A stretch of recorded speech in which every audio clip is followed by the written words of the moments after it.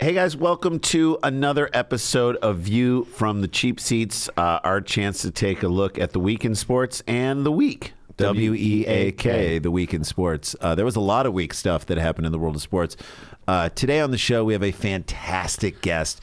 Obviously, this week is the PGA Championship. So leading into that, we wanted to sort of take a deep dive into golf by talking to someone that we found online he gives such amazing, simple tips, and his story about his life and how he came to golf is maybe one of the most fascinating things I've ever heard. He gets into it. We talk a little bit about current PGA and who he thinks kind of is someone to look out for as we head into this tournament this weekend. Then on Quick Hits, we talk Phil Jackson trying to walk back some statements of his. I've got my little puppy here. He's trying to chew the microphone. This is Ziggy Sklardust, and let's just jump into the top take of the week, shall we? Yeah, so Ja Morant, again, this is not a repeat from... How crazy is that? That when you see the story of Ja Morant flash his gun in video, Instagram live video, you're like, wait, we saw this story why are you showing me the story from March? Oh, no, it's a new one.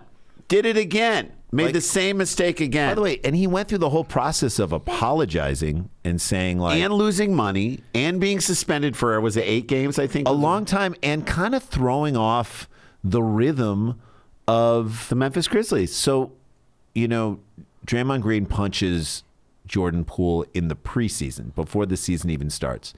And Steve Kerr, to his credit, I love Steve Kerr. I mean, I love Steve Kerr.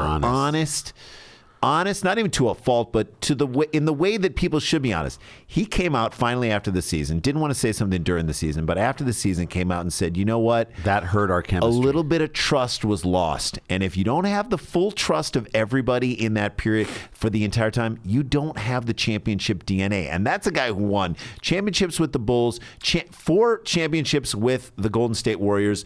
And the fact that he said that there was trust lost. Well, what happens to the Memphis Grizzlies when they're literally a number 2 seed, playing great all year, had, in my opinion, a real clear path, a down Lakers team to like actually step up and do something. At the very least, face the Nuggets in the finals. At the very least. The Western and what Conference happens, finals. he kind of blows. We talk about it in golf. When people are taking a long time on the course and pace of play is a problem, it screws you up. He blew the chemistry. He blew the chemistry of that team. So, and by the way, he apologized. By the way, no one's telling him he's not allowed to own a gun. No, you have a Second Amendment right to own a gun. Whatever your feeling is and whatever you believe, he has a right to own a gun. Fine, but the NBA is your company that employs you, and the NBA says don't flash a gun like you're a thug in that way. And I hate to use that term, but I'm not even using that term. Kwame Brown used that term. Called him a thug. I'm going to borrow Kwame Brown. I'm down like a clown, Kwame Brown. Maybe that needs to be the new phrase instead of Charlie Brown. I'm going to say this. Kwame Brown's 5-minute rant about Ja Morant was his Ja Morant rant was unbelievable, because he's like, Kwame Brown doesn't even care anymore. He's like, I'm just going to speak truth. And he was, dude, Steven Jackson, who shot a gun in the parking lot of a strip club, is like, Ja Morant is a moron. Yeah. You had $231 million guaranteed by your organization, and you want to throw all that away because you want to project a certain image to those who are around you. To me, all right, maybe this is Ja Morant wanting to get out of the limelight. Maybe that's it. Maybe that's what he wants to do, Jay. I don't know. And maybe this is his way of saying it's too much pressure for me to be the face of the league. But I watched the draft lottery last night, and San Antonio Spurs are going to get Victor Wembanyama. And that's the new future of the league. Like David Robinson in 87 and Tim Duncan in 97. Now they've got Wembanyama coming in 2023. And I'm telling you, Ja Morant, you're going to be a thing of the past.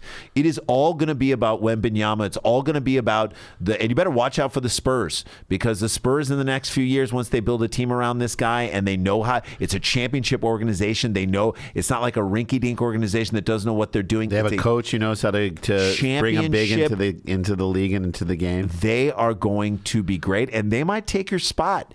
And while you're messing around with all this other stuff, to me, I'm like, it makes me question, going back to Steve Kerr, where's the trust on that team? Like, do they have the trust enough to have championship DNA? It's the most selfish thing you can do, to not understand. No one's saying don't have a gun. No one's saying don't flash a gun. No one's saying don't do what you want to do with your friends, and you can be as hard as you want in front of your friends. I would say you messing with guns at your house, that I would question that as well, in terms of like, what happens if something goes wrong? What happens if just there's a mistake, a safety doesn't get let out, and you wind up shooting one of your friends? Or yourself. Or yourself? What? Yeah, dude, if you shoot yourself in the foot, literally shoot yourself in the foot like you just did, that ends your basketball career. If you accidentally shoot a friend, is it worth it? Where are your values if you say to yourself, I'm going to just go out on a limb and do this crazy thing? I mean, we all are faced with it. It's a choice. It is a choice. And again, you have the choice to do whatever you want. No one filmed him without him knowing and posted it without him knowing. That's right. It's clear he knew what was happening. IG Live, man. IG Live. There's a phone in your face. It's not like it was a hidden camera. It's not like you're getting punked, bro. Just crazy. And so I don't even know where that team goes, and I project that team to fall really far next year. They still have some good pieces. Well, he's going to be suspended. There's going to be a suspension. Huge suspension. So they're going to be without him for a while. And I think, what does he get? What do you think? 50 40 games? 50 it's the games? second time Second offense, and this was a big deal. I think they're going to try and, unfortunately or fortunately for members, but unfortunately, in general, they're gonna make an example out of him because they want to make. And sure by the way, in that case, look at how hard it is to make the NBA, and the NBA loses, and the NBA loses in that instance because he's dynamic and exciting and wonderful. Kids want his jersey. And he's stuff. wonderful on the court. Yeah, he's man, such a great player on the court. He's so. I actually love his energy on the court too. I think he's like a fun player to watch. I'm just like, bro, what are you doing? I don't know what's going on. All right, let's take a break. When we come back, we're going to talk golf with the great Dave Fink. He is fantastic. His simplification of it all, and you'll hear his story and kind of understand how he came to it. It's amazing. And then later on the show, a conversation with Matthew McConaughey. Yeah. Let's get into it. It's View from the Cheap Seats. Don't go anywhere.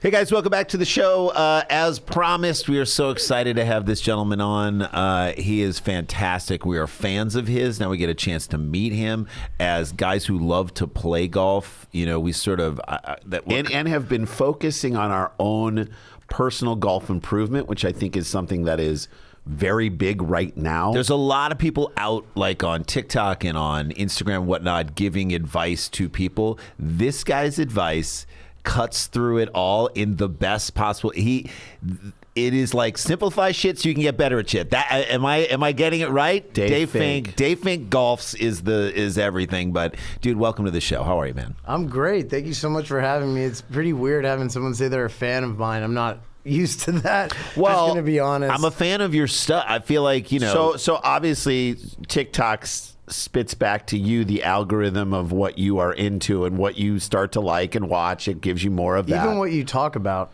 Totally. Yeah. And so I'm like, why are you watching Gotcha. me? Yeah.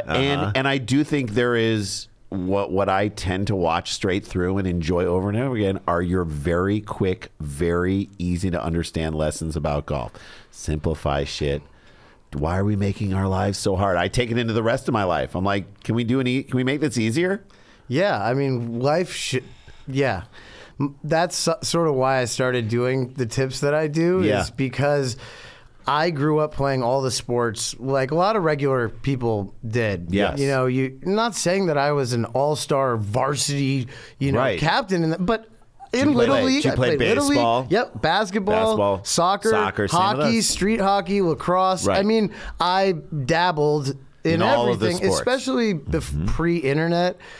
Sports were what you did with your That's your afternoon. I'm running out. Yeah, that's when what you're we did. a kid. That's so right. That's 100%. right. I came to golf later in life. I did not grow up playing golf, and when I came to golf and wanted to get better, it was all of a sudden like fucking rocket science and like this jargon that I was like, I just don't want the ball to go 100 yards right.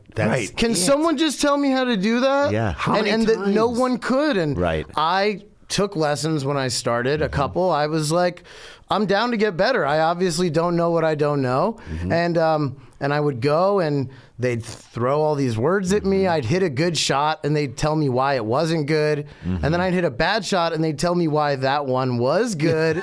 And I'm hard just to understand. What? are you fucking kidding me? And then what what sealed my path onto where I am today is in one of the first lessons, I wasn't grasping what this person was trying to get me to do with my body. And I said, well, let me just watch you hit a couple balls because then, I'm sort of a visual guy. And it's great. Like growing up, it's like, coach, just show me what you want Show me what you need me to do. And then I'll do it in my way, but I'll do it. And I'll never forget this. He said, well, that's not what I do. And I was like, what? Why not?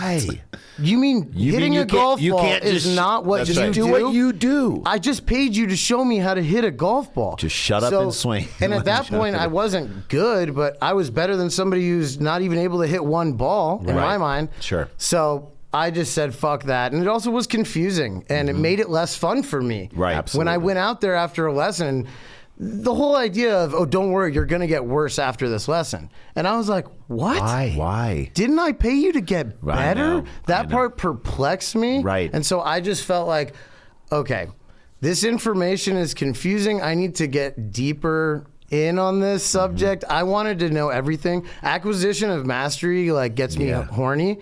It just that's a great to apply that to a sport where you can do it through lots of. So what do we say about golf? So if you're not, there are obviously levels of golf. There's Korn Ferry Tour up through the PGA. But those even below that, so that's what levels. I mean. So below that, there are so many levels. The level that I think most people want to get to, and I'll throw us in that category, is can I step up to a ball and understand that if I don't hit it exactly where I want to hit it, I'm going to hit this shot cleanly. That's all I want to know. It's not going to fly 100 yards to the right. It's not going to roll on the ground underneath me. I'm not going to want to throw my club into a lake. All I want to do is just hit this shot, do the basic things, have a repeatable or swing. Hit enough shots in 18 holes where I'm like, okay, encouraged to continue. Okay, I did better than I did worse.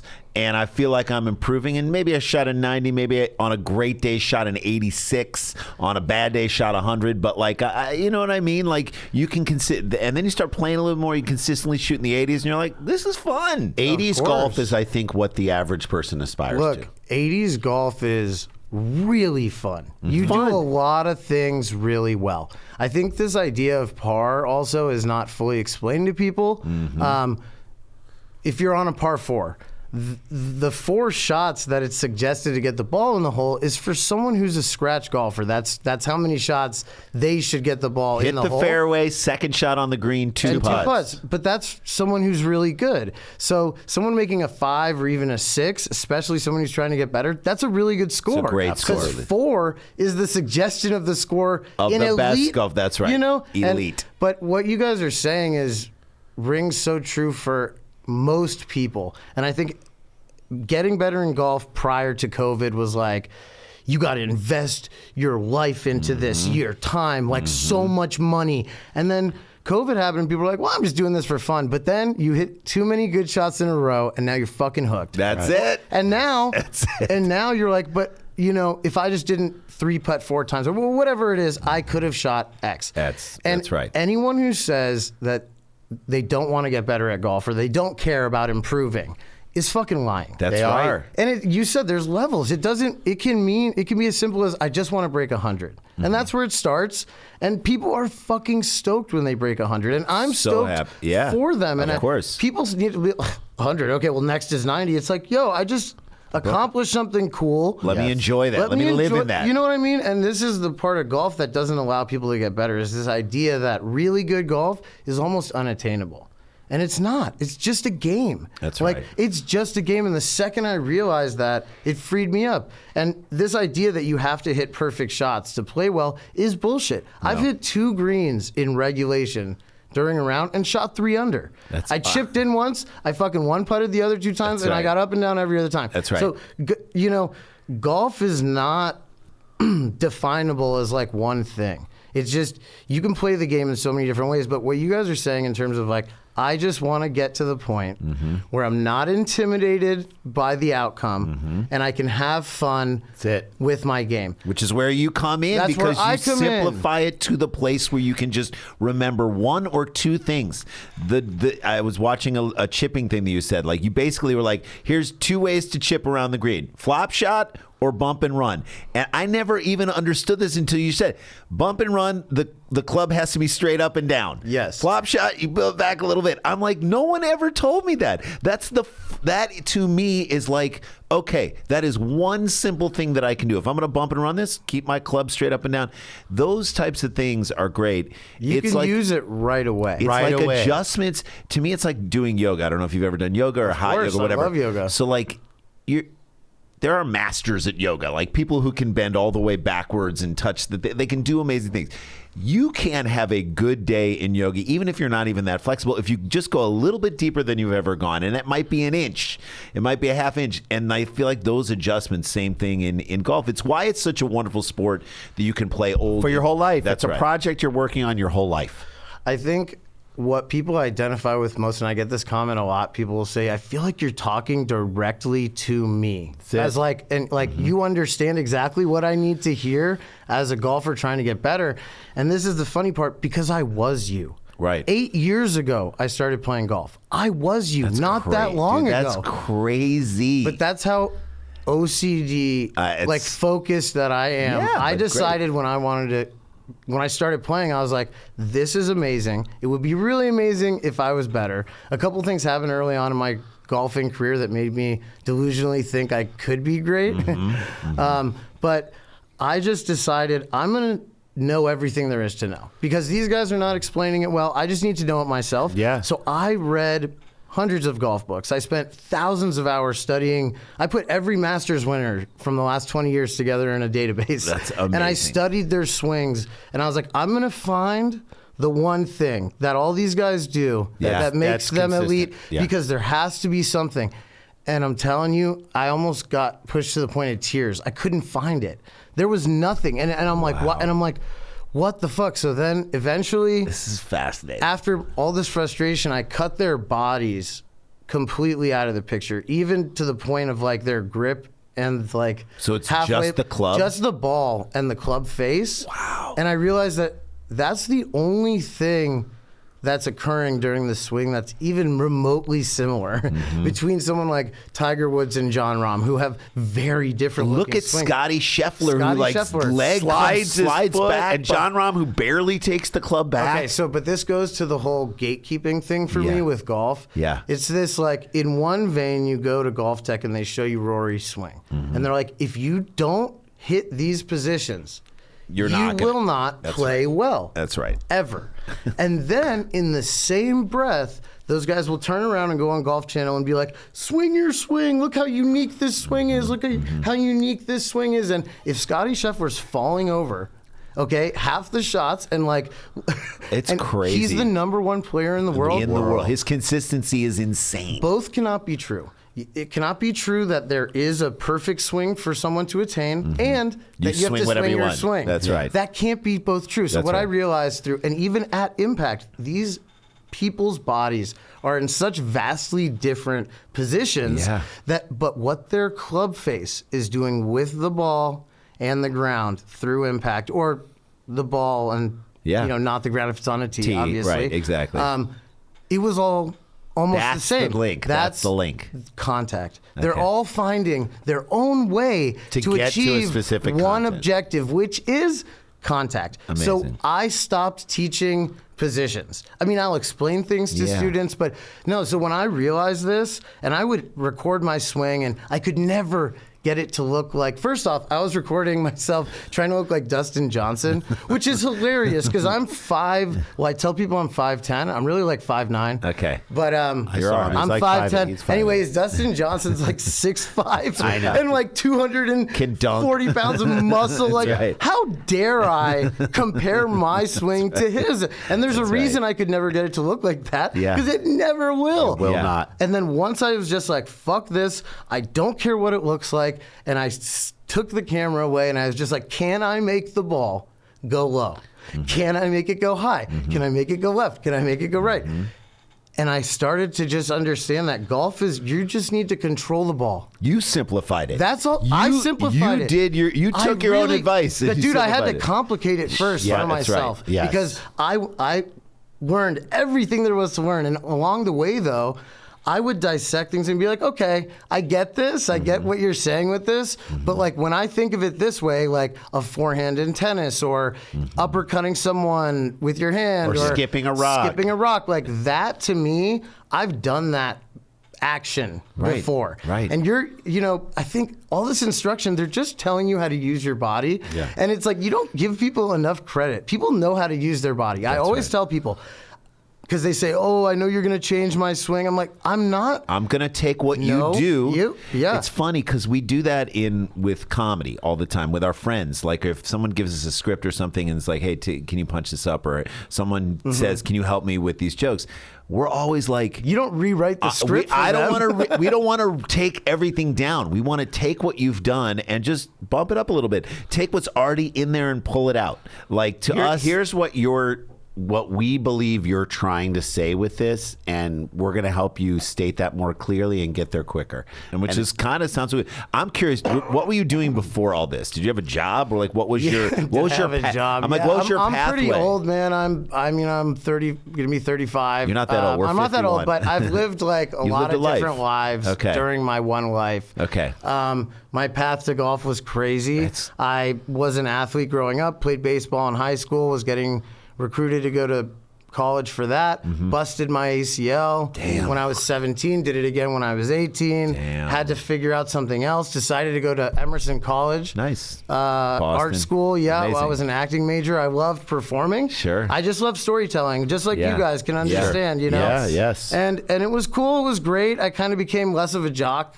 there and more of like explored your performative an artist side, and got in touch with my feelings and came out to LA in 2010. I was an actor, but really what that means is you're a server. So I was a server, and then a lot of that, bussing tables, fucking working my way up to bartender. I was bartender for a long time, and doing acting, I had agents and managers and the whole thing. And it wasn't making me happy. I heard no 99.9% of the time. I felt totally out of control. Even if I did a fucking great job, there was a stupid reason why I didn't get it or whatever it was. That's the business. And it's like the amount of effort I was putting in was not equal to what I was getting out. Of course. And 100%. so that was frustrating.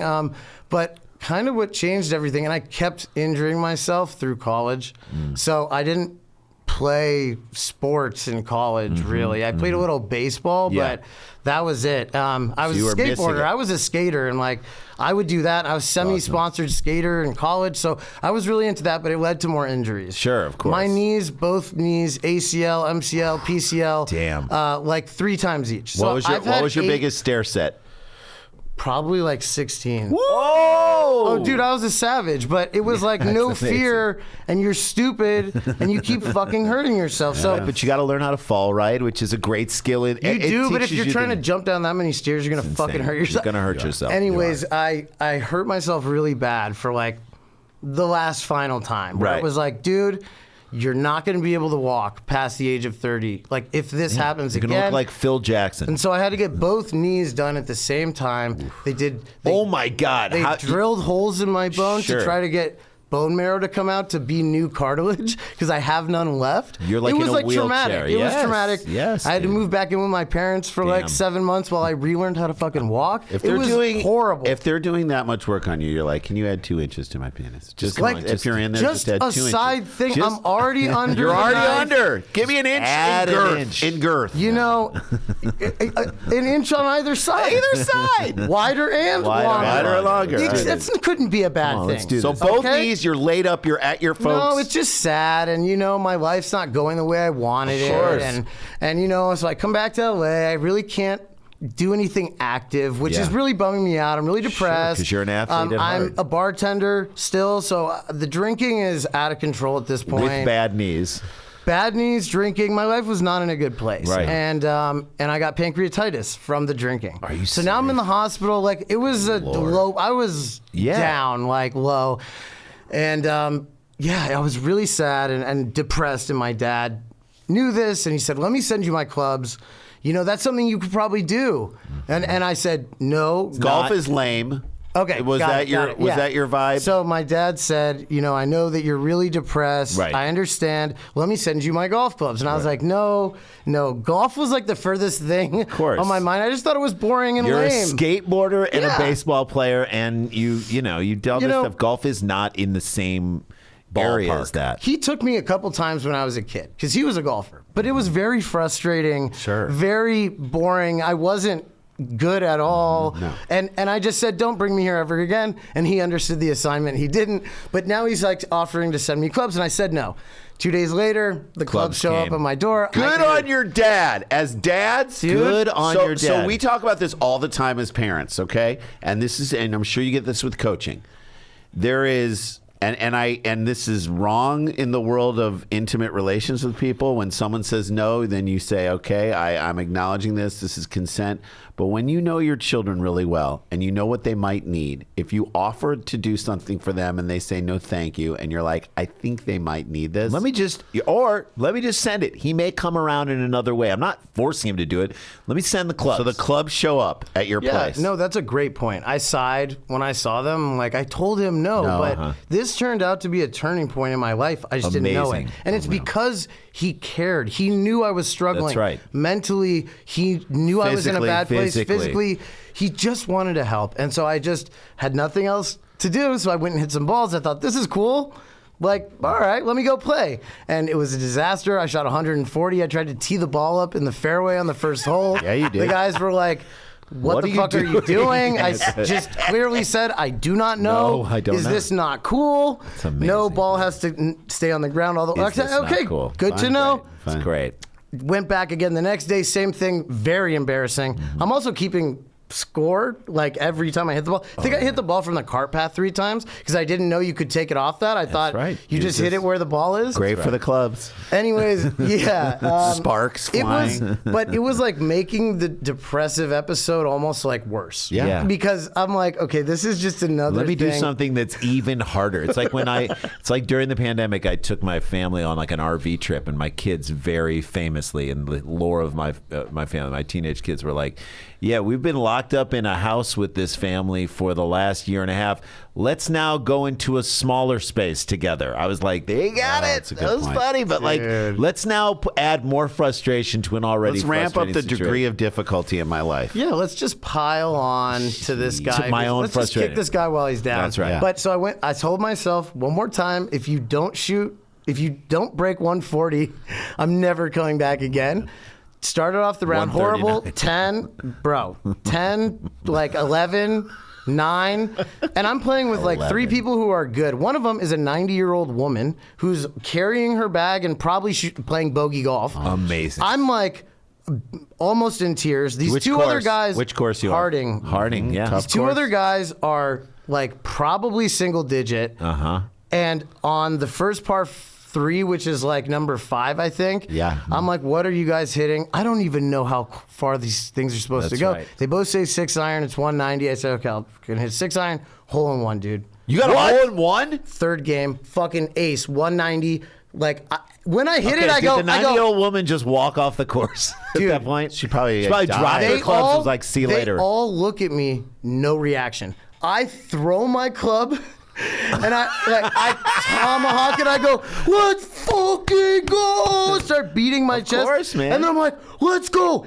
Yo, and like the first thing I say is like, oh my God. Like, this is sick. I should do that all the time. Golf is dope. And I asked them, I said, how many of those do you guys have? And they're literally standing there, stone face. The guy goes, I've been playing golf for 19 years. I have 0. Right. Yeah. And the other guy's like, yeah, I mean, I don't have any. And I didn't understand. I was like, oh.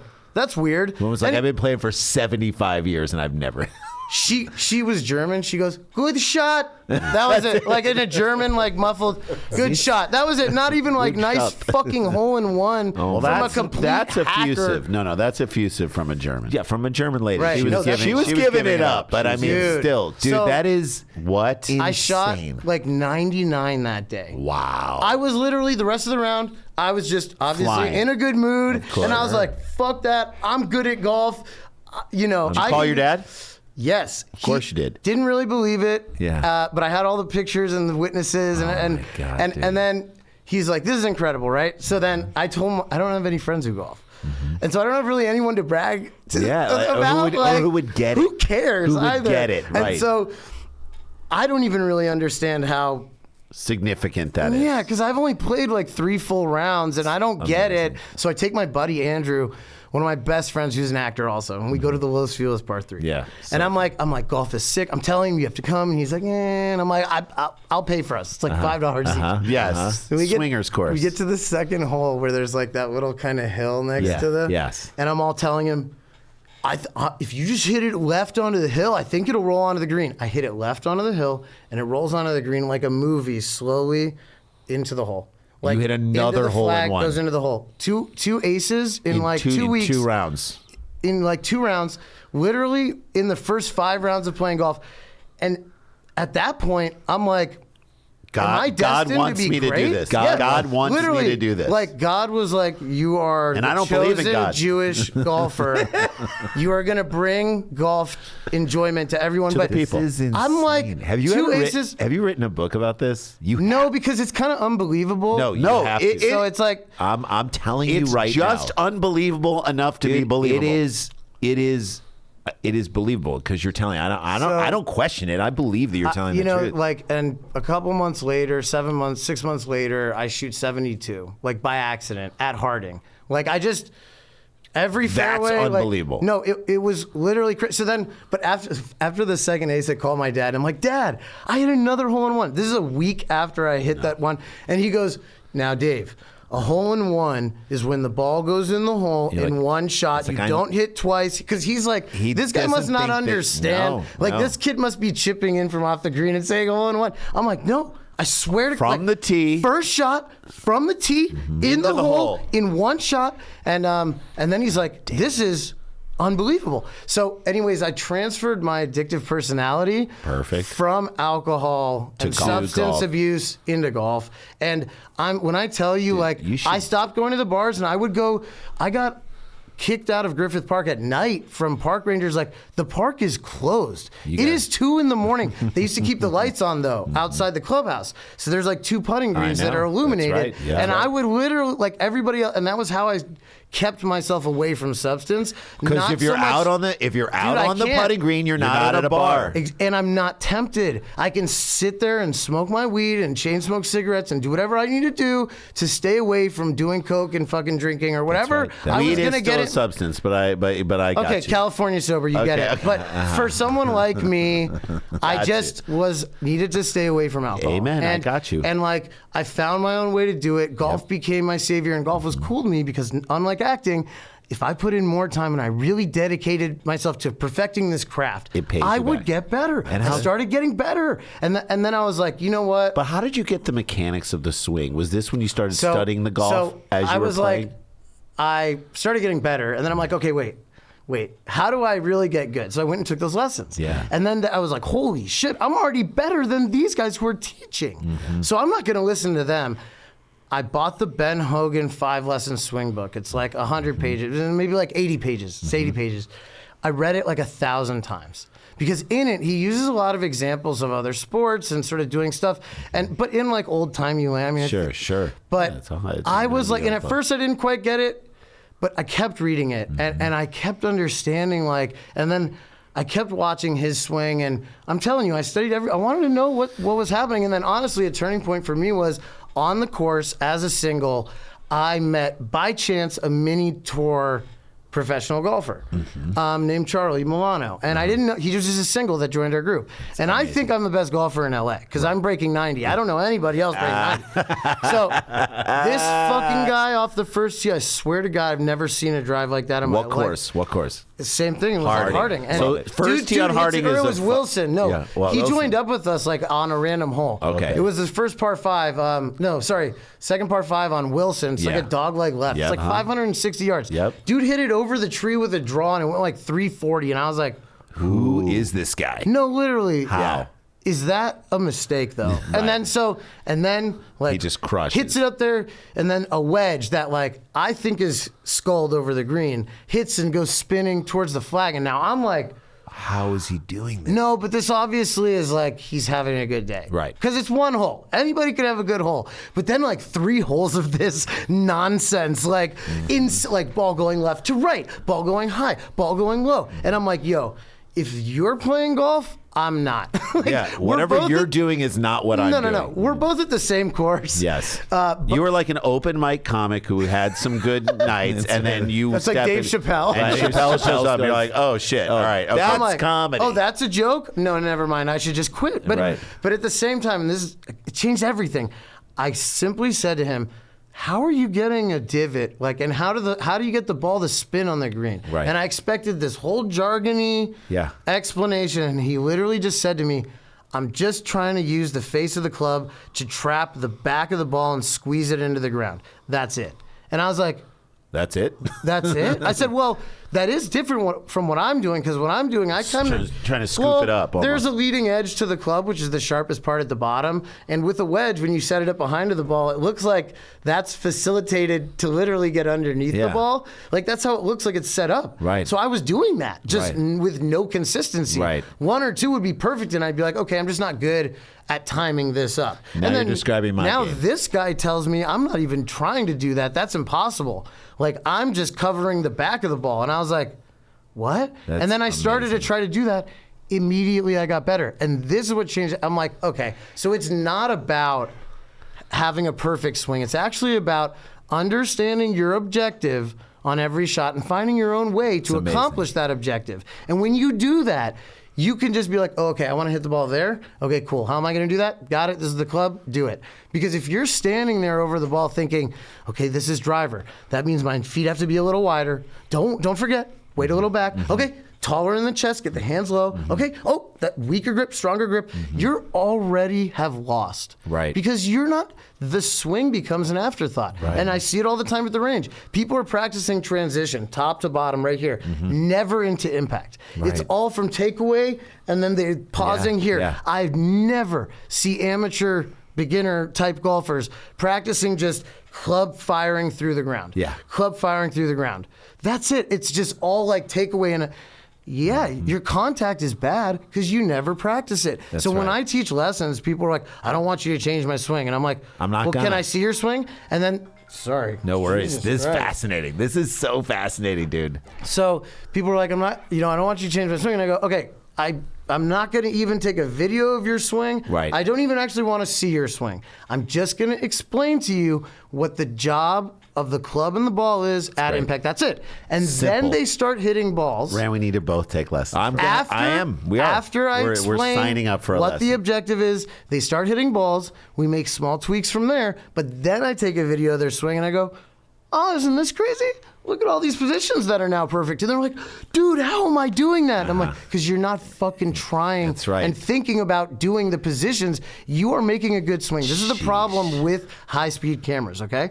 They're showing you, look what he's doing here and here and here at every little millionth of a millisecond. Right. Which you can't, your brain The can't golf know swing that. happens That's in right. 1 second. Technology has advanced way far past amazing. human brain's understanding of things. Our brain doesn't compute things that fast. So like you thinking, I'm going to keep the left arm straight, bow the wrist, get the arms down in transition, like hit down on the ball. It's like Too much. What are you even talking Just focus about? on the that's amazing. So the other funny thing, it always happens this way. You get more specific with what am I actually trying to do here? Right. Am I trying to be perfect in all these positions, or am I just trying to make sure this shot doesn't hit this tree branch? Yep. Like once you start doing that, all these positions fall into place. And what's funny is a lot of professional golfers, they'll give tips online, but people hate them because they're like, they don't make sense. Right. Because these people have been playing since they were 2. right. They're just doing this shit. That's right. So they're like, oh, I'm just like Dustin Johnson, the best. He's like, when I hit a fade, I'll just make sure that it fades. It's like, okay. Yeah, Thank you. Thank you. That's Thank you for dope. nothing. You know- I think it's funny because I'm like, is he that dumb or is he pretending to No, it's be? both, but this is why he's so dirty. He's so dirty at golf because he just looks where he wants the ball to go And then he hits he it. just hits it there. That's right. Like this idea that like I always tell my students, swinging a stick around your body is not why golf is hard. Like, because tons of people have swung a stick, lacrosse, tennis, hockey, baseball. Swing, even like field hockey, like swinging a stick is not why golf is hard. Golf is hard because you just waited 20 minutes. You had a fucking hot dog, too many beers. Yeah. The par 3, there's a long wait. It's into the wind. There's water in front. It's 160. It's a front flag. Do you hit an 8-iron? Can you even get it there? Right. That's why golf is hard. There's so many elements. Dude, swinging a stick should be the easiest part of the. So people are like, "You're gonna change my swing." I'm like, "Your swing, like." I know. And especially people that come to me who have played for 15 years. Yeah. I'm not going to change your swing. And guess what? You're not going to change it either. We're just but what you can do is I can give you more golf information, and you can get better that way because I do cause and effect. Hey, just so you know, if you lean your chest backwards coming into the ball, it's not going to make it go up in the air more. It's going to make the ground come into play sooner during the swing. Just by saying that, people understand. Someone will make an adjustment, and I can't show you the exact way to do it because I'm not in your brain. Right. I don't have your body. I can tell you the thing that gets you to do the right thing. Yeah, but you have to amazing. find your own way to do it. And so part of the reason why I was like, fuck acting.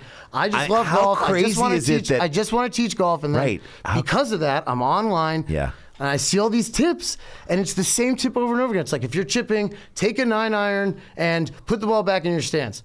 And then like 6 influencers or teachers will do the same tip. And it's boring, and it's so boring, and it doesn't make sense. Nope, really? It takes too long to explain. And I saw your thing. With, hey, my name is Douglas, and I'm here today at PGA Stonebrook, and I'm gonna. I'm Nobody already cares. scrolling, I'm bro. gone. Your name is in the fucking profile, my guy. You're taught the way you speak in the stuff is so, like, again, this is the way people felt about our show, Cheap Seats on ESPN, and the Nosebleeds, the show we're doing now. I feel like I'm just hanging out with you guys while you're sitting on the couch. I feel like when they listen to this podcast, they're like, I feel like I'm just hanging with you guys. I'm walking around listening. I'm doing dishes. I'm listening. Somebody said they were like in China, rural China, listening to us in rural China. We're the only English they heard. It's like I felt like I was hanging with you guys for the entire 2 years that I was there. Same thing. This is why I feel like we relate to each other, because the same thing I get when I'm watching your thing. All right, I want to ask you about the PGA Tour, because we're heading into the PGA Championships. Do you have time to watch golf as well? And are there guys who, as we head into this PGA Championship, who in your mind, I mean, obviously certain players have been at the top of the leaderboard all year. I think Jordan Spieth is having like an insane comeback in at least within. What was amazing to me is I watched the Netflix series, Full Swing. And what's amazing to me is how much of a stud Jordan Spieth was on the junior circuit, and like coming in, Justin Thomas's sort of view of him as like, this guy's like the wonder child. Meanwhile, I'm looking at him like, yes, he had like that incredible run in 2015 or wherever when he won like 3 majors. I'm like, he to me is a guy who I love, and I'm like, he just isn't. He can't get over anymore. Can't close anymore. Meanwhile, he is such a stud. He's unbelievable and unflappable, and he gives them all the. It's fat. That series was amazing to me. You watch it. Yep. And like, who do you see emerging right now? Who do you think has the best chance to win it? Obviously, anything can happen in a weekend, but who's playing the golf right now? Who you're like, watch this guy. This guy's got a good shot. Dark horse is Joel Damon. Because Joel, I love this guy so much. Of course, how could you not love Joel? Dude, that Joel series is made shit, and he's it made him look great. Best. But made him look great. It didn't make him look great. It just showed him as who he was. He is great. That's the thing. He's humble. Joel has a good shot because majors are so much fucking pressure. And so you need to have this attitude that I'm just playing golf. I'm good at golf. Right. I can play golf. I'm just putting the ball in the hole. And it kind of goes back to like the way I teach is, hey, just try to get the ball in the hole. Mm-hmm. All this idea of this shot's for birdie, this if I can hit this ball on the green, just advance the ball closer to the hole. And guys that do that without, the extra pressure. I think Patrick Cantlay does that. Patrick Cantlay does what? I think he advances the ball. Yes. When I watch him swing, I feel a lack of pressure on him. If that feels weird, I know he's just very calculated. Okay, I mean he's playing for a lot of money. I think he takes a little too long, but I agree. But I'm not on the tour. Right. And by the way, this pace of play, I just have to clearly say this. This is an amateur issue. This is not a professional issue. In the Masters, yes, the final round has been 5.5 hour or around that for 30 years. Yes. So what's fucked up is somebody who's playing for fun on Sunday, marking every 1 footer they have, and taking 12 practice swings and make 5.5 hour round for amateurs is unacceptable. But for me, for pro golf, like, dude, you got TV. Let them. But I think he could take a little less time. But look, what I'm saying is, I think they're two different things. Amateur play, gotta move fucking faster. Agreed. Pro play, ready golf. I get it. I've played in competitive events, not professional you're gonna PGA Tour events. But look, you know, part of why golf is hard is like, I play fast because I like to be like, what's the lie like? How far do I have? What are the conditions? Give me the club. Yeah. Like, you know what I mean? Other dudes are standing there like, and it affects you because you're like waiting to hit. Dude, and this it dude's, affects your and then he rhythm. backs off, and I'm like, I just want to hit this gap wedge, bro. I just want to hit. And so it's rhythm. I'm just saying, that's a part of golf. But who do I think has a chance this week? Like, so many people are so good right now. Joel Damon, man. Joel Damon first, just because you have to be able to walk around and just play golf. You can't think about this is a major. He wears that weird dad hat that is the funniest thing I've ever seen. I'm like, is that a hat or is that something you, like a dad who doesn't want to get sunburned at a public pool wears? What about Max Homa, Jew? Max Homa is love a him. Jewish legend. Yes, he is. Well, him legend. and Cantlay. I could never hate on Two them, Jews, yeah. either of them. Yeah. Jewish legends. We don't have enough Jewish athletes. The book just went from 25 pages to 26 with those two motherfuckers. Thank you, right brothers. there. Thank you. Thank you, bros. No, I love those guys. I love Homa's attitude. Both those guys just seem super humble, but they're working. Like, you know, they're take their jobs very seriously. They're grinding. Now, I think they have a great chance. I'm a Thigala fan. But I think Thigala, I'm going to tell you why Jordan's having trouble closing, Ricky too, all these guys that were really great when they were younger, and it's very, very simple. I'd love to hear about Ricky. And this is why, first I'm going to say, if you want to get better, you have to play more like Joel. Joel is not so worried about his final score. He just advances the ball closer to the hole. Someone like Thigala, someone else a little younger, they realize a major win, is going to change the trajectory of your entire fucking life. That's right. And your family's life. Sure. It's a lot of pressure. More pressure. So it makes it harder. It makes a hard game harder because now you're not just focused on ball go forward. You're like, ball go forward or else. And this is how a lot of amateur players play. They're on their way to the course. Today's going to be the day I break 80. Today, it has to be today. If it isn't today, and there's a lot of pressure, and they get there and they're playing they make a par on one, and all they think is, I just got to do that X amount more times. And it's so much pressure that you crumble. If you can just show up, turn the music on, do whatever you got to do. Great idea. Just fucking have a beer or smoke whatever. I mean, look, don't get out of control. I hate sloppy people on the course. What I'm saying is to just go there with no expectations. That's right. People that do that Play better. So pros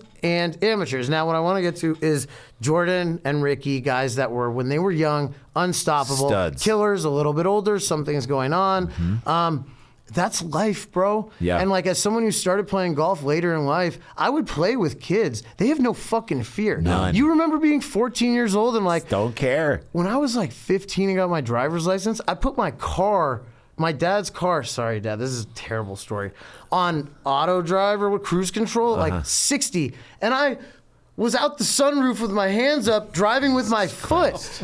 Are you fucking... Now, it was like 4 a.m. on a, deserted back roads in Virginia, but... Why? That is insane. Madness. Like, you're asking for so much trouble, but you don't think about any of that shit because you're like, I'm invincible. Right. I'm young. My whole life's ahead of me. I can do anything. That's who these guys were. That's who these young kids are. And this is why anytime someone sends me a video of someone swinging high school and they're like, this guy's going to be better than Tiger, I go, just wait. Because if you can get a little older and start craving like pussy and alcohol, and you have to get a job and pay bills and start paying taxes, and then you can still go out on the course with no fear. Look, that's what changes. These guys got married. They have kids. These are all positive things. They have the money. You know, they love their spouses. It's great. But life changes, and for everybody in anything you're doing, it gets a lot more real. When you're late 20s, like, holy shit. Like, I have people that I'm responsible to. When you're a kid, you're just out there doing your thing, and then life becomes real. So I think in golf,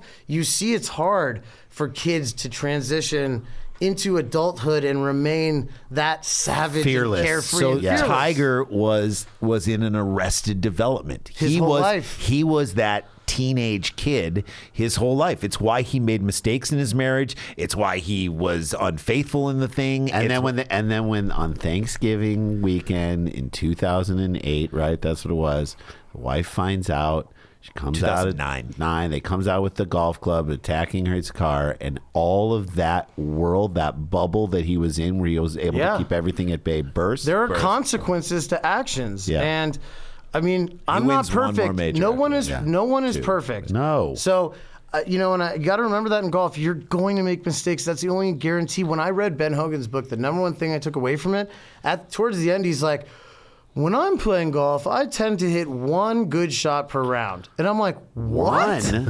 One? You shot 64. So obviously that's not true. Right. But in his estimation, one shot that he felt like he hit perfectly and had control over.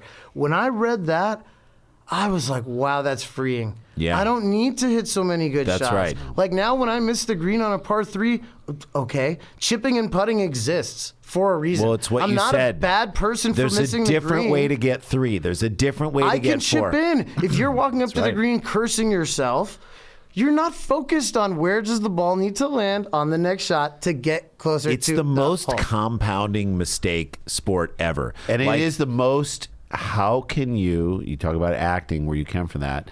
There's a concept of acting, live in the moment. Don't go outside of this moment. Live in this moment. Be as present as you can in every, moment that comes after that. If you can, don't let the bad shot hurt you 4 times or whatever. Yeah, it's one bad shot, then move forward. Like, don't try and hit it through these trees, or punch it back out in the center and then hit another good shot. I think, though, the main thing that you fuck with Eckhart Tolle? No. The Power of Now? No. That was required reading in college. I love this. It's a book about being present. Okay, great. About that, not projecting your past onto like the future that's unknown and just simply being there. That helped me so much in golf. Because everyone else, I'm watching everyone else like hit a bad shot and then stew. And it gets worse. And I did that when I first started playing too. Sure. And the second I realized like, wait, that is not how I acted. It's not how I am in my relationships. It's toxic. I've made mistakes. I think the reason why I was able to get better so quickly. Standing out of the sunroof while you're there, that is a mistake. Dude, I'm just kidding. Joking. Mistake? I know, dude. That's beyond mistake. That's like a felony or something. It's like reckless endangerment, I know, bro. man. Like, but as you get older, if you want to keep getting better as a person, sure, you have to be able to learn from your mistakes. And I've made plenty of mistakes. Somebody who, drank too much. I've hurt family. I've hurt friends. I've done things that I really wish that I could take back. But all I can do is learn from it and try to be better. And in golf, I realized at a certain point, stop judging myself so much for my bad shots and just learn from them. If I keep doing the same thing over and over again, let me try to figure out why that is. And it's a great attitude. I continue to make mistakes as a person and as a golfer. And at times probably as a coach, but I'm willing to learn. And I know that I don't know everything. I think if people were just... And I think people need to understand, you're not bad because you suck. You just don't know what it takes to be good. That's all. That's why when I teach, people are like, I got better right away. Yeah, I just gave you some information you didn't quite know. That's it. That's all that it was. I love this. Let's take a break. We come back. We got some quick hits we're going to do. Again, we'll tell people how they can follow you. And if you're a golfer out there, I'm telling you, get on this right now. If you have any way you're in LA and you can take lessons from this guy, we'll tell you all about it. We're going to do it. Rand and I are going to take a lesson. This view from the cheap seats. Don't go anywhere. We're with Dave Fink. He is fantastic, and we'll be right back. Hey, guys. Welcome back to the show. Before we get into our quick hits today, this we're recording this on a Wednesday, but this drops on Friday. Randy and I this Friday will be in Minneapolis, Minnesota, at one of the best comedy clubs in the country, Acme Comedy Company. It's where we headline for the very first time. We're so grateful. It's one of the best rooms in one of the best cities. So 2 shows tonight, 2 shows tomorrow night. Our great buddy Nate Abshire is featuring for us. He's amazing. These shows are awesome. We are not on the road a ton. We come once a month, and this summer we may not go in June. I don't know, so we'll see. So you got to come. If you're in the area, come see us. We want to sell these shows out, so come see that. In July, we'll be actually at the end of July. We'll be in San Francisco at Cobb's Comedy Club, and then we have a bunch of dates in the fall: Ann Arbor, Springfield, Missouri, Fort Collins, and we might be adding more. So supersklars.com to check all that stuff out. Of course, we have this, and we have our Patreon, which has been really fun too. We're going to break down a phenomenal Patreon video. Dave Fink is our guest today, talking about golf and really talking about it's golf, but it's life. It's all those things wrapped up into one. It's a simplification of something that has been overcomplicated that has made people frustrated. So we came to you through just watching stuff on social media. Dave Fink Golfs. Follow it. Dave Fink Golfs. Follow it. Watch it. Learn from it. If you're on TikTok, follow on TikTok. Instagram, follow on Instagram. YouTube. All of it. Like, subscribe to it. Again, if you want to get better golf. Spotify. Yeah. All that stuff. All of it. Thank you guys so much. Of course, man. Of course. Dude, we connect with you and we love what you're doing.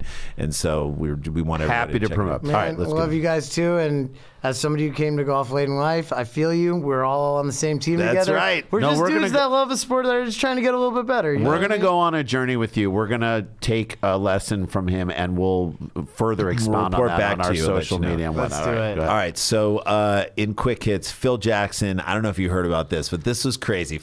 There's a point in time where if you're an older person and the microphone gets near you, you got to be like, shut the fuck up. I don't want to comment on this because I'll probably screw it up. So Phil Jackson's doing an interview. I forgot who it was with, but he was like, they asked him, do you watch the NBA anymore? He's like, no. Not since the bubble, because in the bubble, they got all like political and it was like justice on the back of your jersey and justice is going to the lane and getting swatted out by equality. And, he's like, my grandkids thought it was funny. I'm like, Phil. Shut up.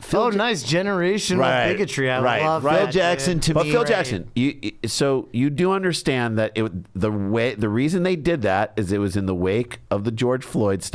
It was in a very specific moment where they felt like they could use a predominantly black league. Over 70%. Use influential people. Say, come on. Phil, you can't be mad at this. You coached. If you were coaching at that time, they would have asked that you do this. George Floyd was also a basketball player and close with number of stars in the NBA. It's not like totally separated. I mean, and it's the type of league that is nimble enough. Again, over 72% of the athletes there are black. And as opposed to, I'll give you the comparison, the NFL is 57%. Okay, so, and the NFL is... And the PGA Tour is... We don't even want to say. 0.2. But also, this is what I asked Phil Jackson, have they continued to do that? Have they kept those names on the back of the jerseys? No, they have not. That was a temporary thing that they did of the moment to capitalize on a chance to sort of spread this word. Now, if you disagree with it, if that bothered you, if it was so hard for you to watch basketball because of the name on the jersey, how many people watch basketball and go, ooh, I don't know if I like how their names are on the back of their jersey? No one cares. Watch the game. Watch the action. It's Shut like the fuck it's up. literally like watching back in the day and being like, I don't like Payne Stewart's knickers. I don't like the weird hat or think about someone who dresses weird on tour today. I don't like John Daly's mullet. Get him out of here. Well, what? Watch him play. Watch him play. If you don't like the mullet, don't look at his hair. Watch the swing. Watch the power. Yeah, I mean, when the Dodgers play and do like a throwback experimental jersey or whatever it is for that one day. Yeah. Yeah, it's like, I don't know. I'm like, where's the old jersey? But also, like, I watched the game. Sure, for the Dodgers, it's not even about that. And that's right. Also, I'm not talking about like the pride. I'm talking about like a throwback jersey because honestly, if you have that much of a problem with equality, you're a fucking piece of shit. I agree. So that's all I'm going to say about that. So he walked back the comments. He clearly got blowback. So of course he then puts out a statement from rational people. Yes. And then he's like, and so that now Jackson tried to walk back the comments. Said, I don't think people got the humor of of the names humor? are on the back of the players that were in the bubble. Jackson then said on a podcast via Yahoo Sports, because if you apply them to defending and challenging and going to the hoop, and you use those monikers that were on the names, it had a funny aspect to it. That's just what I was bringing up to the kids. Visually, this is kind of humorous. I had nothing against Black Lives Matter or the cause that it was behind. The humorous nature of going completely woke by the NBA really was like, it's pretty hard to watch. You basically didn't apologize right there. No, that's not an apology. You came back around to the same point. And this is the thing. This is the thing. You weren't trying to be funny. They asked you if you watch the NBA anymore. They didn't ask about the names on the jersey. They said, do you watch the NBA? Now, and Phil Jackson no. says, I don't like the NBA. If he would have come out and said, I don't like the NBA because they don't let the players play. Back in my day, you could like square off and fight someone in the lane. No, but he actually went on to say, I don't like the NBA right now because in AAU, they don't teach pivoting and boxing out and all that stuff because that's not important. All they want to do is see scoring, and they want to see guys above the rim and shooting threes. That's all they want to see. That's what AAU rewards, and that's how you get 5 stars, and that's how you get recruited by things. By the way, that's great commentary. Leave it at that. Fair, Phil. Leave it at that. Say that. Explain to me that Scottie Pippen was a great player for your Bulls teams because of what he did fundamentally, and he facilitated and created space for Michael Jordan to do that. That's right. Those players aren't around anymore. Say that. I think I would just say to him, to that whole response, which was so long and basically said nothing. Right. Nothing. I would just respond if it was a comment online. Okay, boomer. Yeah. Because it's like you're just upset that things are changing. Change is the only inevitable in life. Things are going to change. So Yeah. shut up. Amen. Atlantic Cape Community College baseball coach Rodney Velarde resigned after 13 years leading the program on May 4th, almost 2 weeks after the Buccaneers were found to have illegal communication devices in 2 of their players' batting helmets during an 11-4. Now, I don't know if you saw this. Were you watching Aaron Judge? There's like this There's crazy... a moment where Aaron Yeah, I Judge is saw hitting that. and he kind of looks He over kind to of the looks side. over the side. I'm like, what's he doing? I'm like, don't do that, Aaron Judge. So he looks over the side, and the announcers are like, what's he looking at? Then he does it again, and on the very pitch that he does that, he smacks it out of the park. I'm like, dude, just try and don't add anything to, like, whatever you're going to say is going to make it sound worse than it actually is. I was just hearing some chatter in the dugout. No, stay focused on what you're doing and do that. So this guy, They have a helmet, and the first base gets on first, and the first baseman's like, "What do I hear? I hear talking." he hears talking in the helmet, voices coming out of the helmet. So also, if you have a device in your helmet, shut up when the guy's on first base. Like, that's number one. If you're going to cheat, do it right. But get on a different channel. Yeah, exactly. Go to the Gotta other. adjust the sound coming into the earphone, man. It shouldn't be that hard. That's what's so funny is it's so funny because it is a sport where you don't want more information in terms of, like, you don't want to know that a curveball's coming because that somewhat ruins the sport. It's almost contradictory to what we were talking about with golf. With golf, you want the information. How windy is it? How, like, where are my feet pointed? And, like, how am I going to do it? And then, like you said, give me the information of how to hit the ball in this lie and how to do this. And that's it. But once you have that information, you're good. Whereas in baseball, you're like, just see the pitch and try and hit it because that's what we came here to pay to see. That is how I play golf. Is I just see the ball and try to hit the ball. There is a big difference because you don't get to react. The ball's not moving. People get really upset when I say this, but I'm going to say it. I think baseball is harder than golf. It I is. play both. Sure. Look. Ball's moving round. at you. Okay, so I also this round is the hard ball, part. round it's not bat. just moving exactly, and I don't know which way it's moving or coming, and that is You why should know. the game is beautiful to me. Thank you. I think when I see stuff like putting stuff on your hand to make the ball move more, or Sign stealing, or like Apple Watches and banging on things. But honestly, the sign stealing stuff, that to me is the worse than even corking a bat. Go ahead and cork the bat. You still got to make contact with the right. ball, in my That's harder opinion. to do. So there's levels to cheating in baseball, in my opinion. The whole sign stealing thing is like, that is the absolute number one no. You cannot fucking do that. I hope Aaron Judge is not doing that. I hope he's not, dude, too. You are way too fucking good to be doing that. You don't need it. Just You like don't Barry need it. Bonds, you didn't need to do the steroids. We always say that. You're so fucking good, dude. You would have been like, a 500 home run, 500 Same stolen thing. bases, 3,000. You would have been nationally Ken Griffey if he leaves that shit alone. What about Patrick Reed? Like, you don't need to do this stuff. You are agreed. fucking great. You're amazing. I don't like you, but you're amazing. I don't like you either. Your family It's doesn't fine. like you. Your family doesn't like you, Patrick. Which is so weird, but and it's Which fine. is very telling. It's fine. Like, it is very telling. But again, he's an athlete. He's not a therapist. Nope. So whatever. But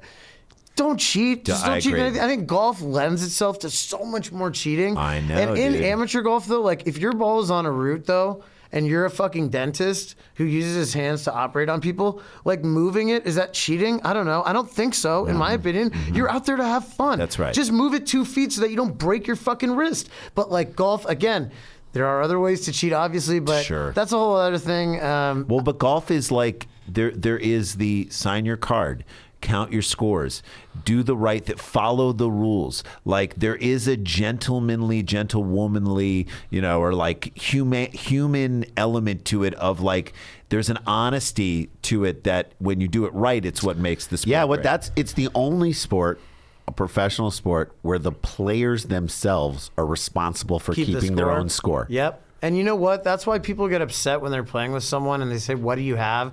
And they say 5. It's like, well, you hit 2 balls off the tee and 3 putted. How do you make it's insulting because you're insulting my intelligence. I have eyes. That's a I can great count to point. 5. I watched 1, 2, 3, 4, 5. Now you're on the green. 6, 7, 8, 8. So it's like, and it's 3 putt on the we're green. only counting to 10 most of the time. That's right. So that's why it's so insulting. Like, I know how to absolutely do right. counting, dude. Yes. All right. Last story here, and then we have a great Patreon video. And by the way, this has been so much fun to post those Patreon videos of us breaking down the weirdest shit that we saw this week that love came those across our feed. videos. It just comes across our feed. I don't care when it happens, and we have a doozy this time. If it's sports related, we're on it. All right. So last thing, and this was crazy: celebrity boxing and athletes. Oh, God. So like, if you played a God sport, damn it, right? dude. If you played a sport. And you're like, I'm now a celebrity boxer. So Leveon Bell, fantastic running back, even though he went to Michigan State. I'll grant him he was. You give him that. You I'll give him give him. He's that. an amazing running back and was incredible for the Pittsburgh Steelers. But I don't know who the other guy is, but I don't know. Vontez Burfect is the other Who is guy. that? So he was is a linebacker for the Cincinnati Bengals, who the Bengals and the Steelers, Hate huge each other. rivalry, hate each other. Burfect is known as a guy who like went head hunting a lot. Over the middle, would do a lot of suspect hits on people that leaving when guys are open, and he made some dirty plays, okay? He's definitely not considered a clean player. He is someone that many players have singled out. Remember, who was it who Juju Smith-Schuster like went after him Hit with him. a block Lit him and up. lit him up. Got the penalty, but like lit him up, and that's how much these two teams hate each other. So Le'Veon Bell decided now that he's going to challenge. He challenged Vontez Burfect to a fight, like a boxing match, because Le'Veon Bell is boxing right now. Is that the only way people can make money nowadays? maybe. I swear to God, man. So it's like Burfect, Gladiator or Burfect, something. and you'll love this, said, "Why can't we play golf?"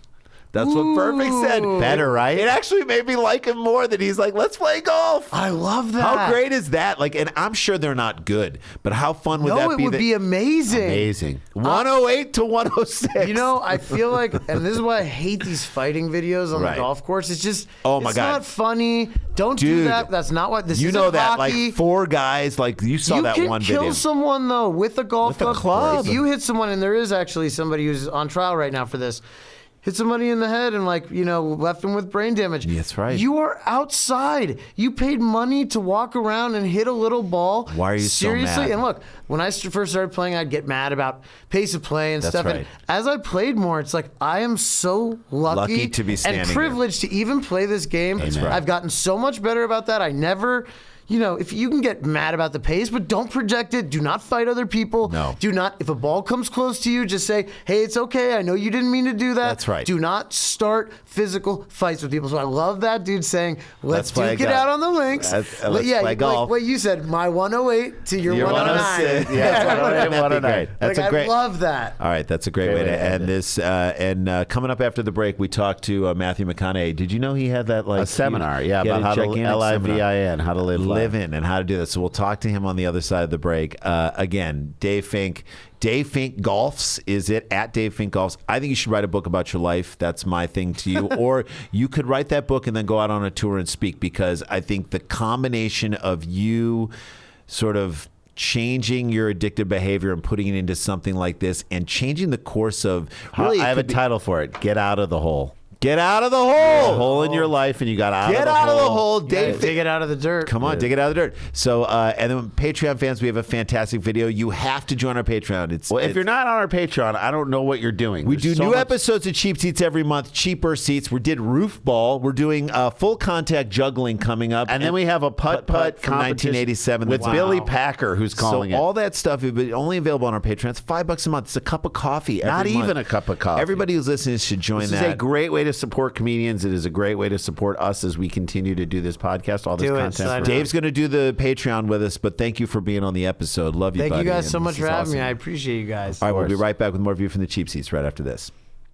Hey guys, welcome back to the show. We normally let our guest go, but we want Dave Fink, who's still around, before we get to the McConaughey conversation. The McConaughey conversation. I want to talk to Dave because he's got his website goes live when this drops today, as this drops on a Friday. There's new merch. There are, like the shirt he's wearing right now, and there's like training aids. And in June, he's got to come out with this like tremendous like training rope thing that helps every part of your swing. Explain what it is and where people can get it and all that stuff. The infinity rope solves so many things. I actually first created it to show path, because an alignment stick is just straight and it makes you think you have to swing straight back and straight through. The real swing happens on an arc around your body. So that's what I made this for.